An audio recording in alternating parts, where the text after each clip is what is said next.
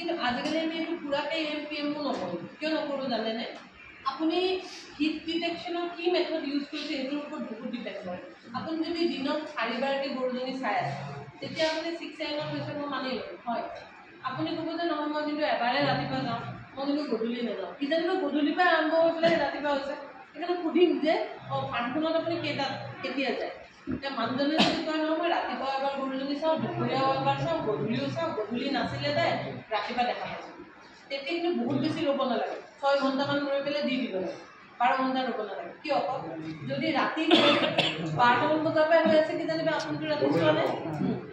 কিন্তু যদি মানুহজনে কয় যে নাই মই কিন্তু এবাৰেই চাওঁ, গধূলিয়ে চাওঁ আৰু মই নাচাওঁ, তেতিয়া কিজানিবা আগদিনাখন ৰাতিপুৱাৰ পৰাই হৈ আছে। তেতিয়া আকৌ আমি কি কৰোঁ, তেতিয়া আমি চাই লওঁ ডিচাৰ্জ।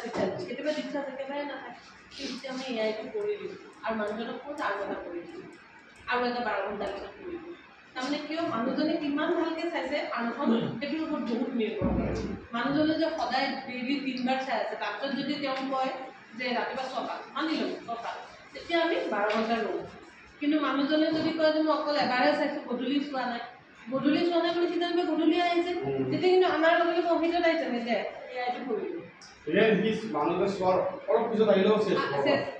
ৰাতি 12টাতো আহি থাকিব পাৰে, 1টাতো আহি থাকিব পাৰে। সেইকাৰণে তেতিয়া কিন্তু 12 ঘণ্টা আমি নৰোঁ। সেইকাৰণে তেতিয়া গৰুজনীৰ লক্ষণসমূহ আৰু লগতে ডিচাৰ্জটো চাই পেলাই আমি ডিটাৰমাইন কৰোঁ যে আমি AIটো কেতিয়া কৰোঁ। সদায় তাৰমানে AM PM-টো আমি ফ'ল' কৰিব নোৱাৰোঁ। ফ'ল' তেতিয়াহে কৰিব পাৰিম যেতিয়া আমি বাৰ গৰুজনী চাই আছোঁ, তাৰপিছত আমি ধৰা পেলাইছোঁ ৰাতিপুৱা আহিছে মানি ল'ব তেতিয়া হ'ব। কিন্তু যদি ধৰক গধূলি চোৱাই নাই, যেনিবা গধূলি আহিছে, তেতিয়া আমি ৰাতিপুৱা 6টাত বুলি ক'লে আমি 9টামান বজাত কৰিও দিওঁ 1 ঘণ্টা। চালে গম পাই যাওঁ যে হৈছে নে। আপোনালোকে সেইটোৱে কৰিব যে আপোনালোকে কেইবাৰ চালে কৰিছে, চোৱাৰ ওপৰতে নিৰ্ভৰ কৰিব যে আপুনি সঠিক টাইমটো গম পাইছে নে।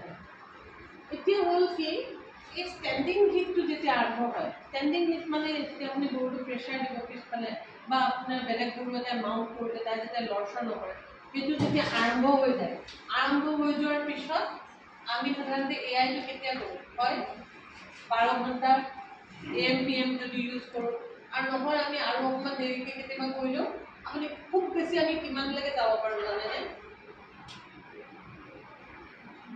6 to 16 hours prior to ovulation. Ovulation কেতিয়া হয়? আপুনি গৰুজনী ভিতৰত কিমান ঘণ্টা থাকে বুলি ক'লে মই 18 ঘণ্টা, হয়নে?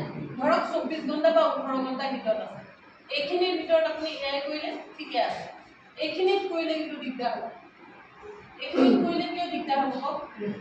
এইখিনিত আপুনি AIটো কৰি দিলে স্পমটোতো সোমাই গ'ল, ovulation ক'ত হৈছে চব কিমান দেৰি, স্পমটোতো তেতিয়ালৈকে জীয়াই নাথাকিব নহয়, বুজি পাইছেনে?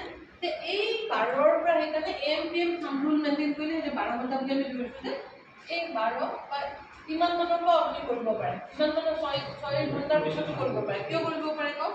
6 ঘণ্টাৰ পিছতো যদি আপুনি কৰে তেতিয়াও এইখিনি মানলৈকে আপুনি যেতিয়া তাৰমানে ইয়াত যদি AI কৰি দিওঁ তেতিয়া কিন্তু জীয়াই থাকিব। কাৰণ 30ৰ পৰা আপুনি ধৰক 28ৰ পৰা 6 মাইনাছ কৰিলে কিমান হয়?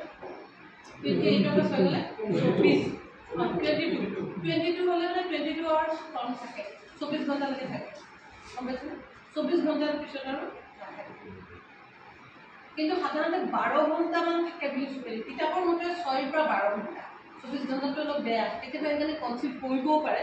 কিন্তু সেইকাৰণে এইটো বেছি জল্দি বুলি কৈ আছোঁ যে মই এইখিনি অপ্টিমাম বুলি গ্ৰীণ দেখাইছোঁ যে 12 ঘণ্টাৰ পৰা এই ইমানলৈকে আপোনাৰ ঠিক আছে, এই গ্ৰীণ জেগাখিনিলৈকে ঠিক আছে। ইয়াৰ পিছত কৰিলে আকৌ দিগদাৰ হ'ব, কণীটো ৰখি থাকিব, কণীটো বেছি সময় হেৰি কৰিব নোৱাৰে।